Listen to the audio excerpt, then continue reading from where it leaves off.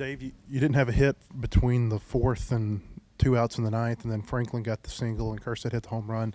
What did you think from those two at-bats after the struggles you guys had had?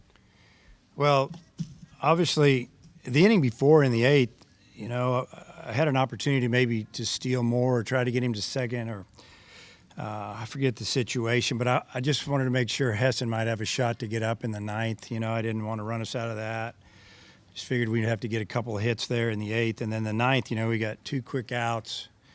And, Franklin's been our hottest hitter probably all weekend, and just hoping he could get on base to give Heston a chance. And really more than anything, with Heston, I was just hoping he'd hit one into left center field gap. That was really the only gap that was open. They're playing deep and left, straight up. Center field was deep, maybe pulled just a little bit.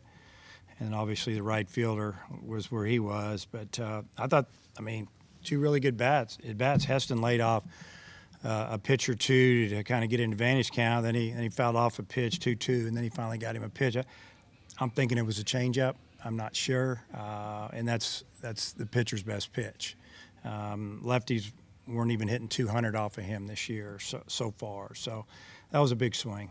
The wind had been blowing in from that direction. It looked like it had maybe blown down a few home runs this weekend. Oh, more than a few.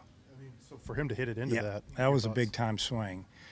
Without the wind, that ball shoots way out of the park on the line. And I would say between yesterday and today, there was at least 6 or 7 of our swings that would have went out of the park. And I would say Martin had 3 to 4 of them to left field that were caught on the track that they'd have been home runs without that wind just pushing the ball down. If he pulls them another 20 feet, which we don't want him to pull the ball right now, they go. But the way the winds come, and it usually blows like this right before it's going to rain, and that's kind of what's going to go on, it looks like.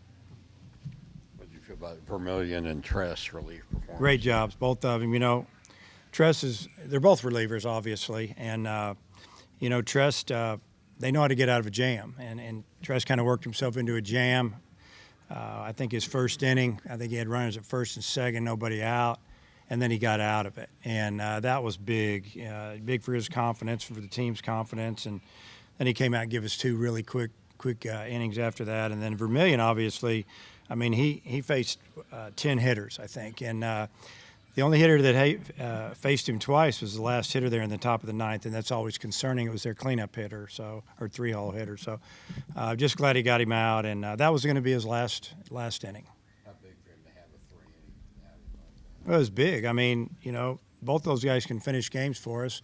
Like I said yesterday after the game, that we had some of our older guys available for today, and we didn't mess around too long. Ramage gave up 6 hits in 3 innings, and most of those came in the first and the third, and we just felt like we were living on the edge with him. So he did get out of the third inning with a nice strikeout on 3 pitches, but to us, we just needed to change it up. We had some guys we just would rather be early than late, and that's kind of what went on today. Had a rough weekend. I think he went 1 for 13 from the plate. What do you think was his issue? Well, that happens. Guys are going to have those weekends, and that's why other guys just have to pick him up. I don't think there's an issue at all. I just think that, he hit a couple 3 balls hard right at him. He didn't get a break here or there, and sometimes it snowballs on you. The main thing is that we won the series. He made some really good defensive plays. I think for the series, you had fewer errors than they did, and I think they were like 11th in the country coming in. So is that a positive? Oh yeah, we didn't make an error yesterday. I know we made 1 today on a high throw. They made 2 today, both by their pitcher. And yesterday they made a couple errors after the game was already out of hand. So I don't know what we did on Friday. I've kind of let that one go. So I think we've been playing pretty good defense. You take away, maybe 1 inning here or there. It's been pretty solid. Could you have asked for much more than what Kersted's given you through the first 4 weekends? No, he's been really good. Obviously, he got 5 or 6 home runs and a bunch of RBIs, and he's such a threat, and it's Goodhart's getting to the plate a little bit, and he's the tough luck hitter of the weekend. I bet he lined out 5 times in the last couple of days, and but I really like the way the middle of our order and now the top of the order swing the bat. They swung it well all weekend. And then just to bounce back from the 5-game losing streak with the way you guys have played the last couple of days, what are your thoughts? Well, my thoughts are that the guys just kind of regrouped a little bit and settled down, and we pitched better. When you pitch good, you got a chance to win every game, and you know, you take away a couple innings on Friday. You know, the pitching's been pretty good. So I think it is a matter that, you know, we didn't walk people. We started getting timely hits. I mean, it's what you call winning baseball. It all is kind of a formula. It's pretty simple. If you field the ball and throw strikes and, you know, you drive in some runs, you got a good chance to be in every game. I know you got a couple of days to evaluate it, got a couple games in midweek, but that third starter on the weekend, is it still Wicklander, or do you kind of try to figure that out between now and then? I don't know if it's Ramage either. So I think we got. Thinking Bolden. Yeah, I mean, we'll figure it out. I'm not sure if we'll start Bolden. We'll look at it, evaluate it. You know, I think that there's no reason for us to, you know, to panic. These guys have pitched in these situations before, and you hope that, you know, that they just turn it around, because we got to have these guys. You know, I mean, it's like Kevin Kopps. He hasn't thrown the ball very well lately, but we got to have him. So I imagine we'll get him back out on the mound the next couple of days and see if he can do it for us a little bit. So, but I think we're going to sit on this for a day or two, see what we have to use on Tuesday and Wednesday, and try to figure out who that second and third starter will be.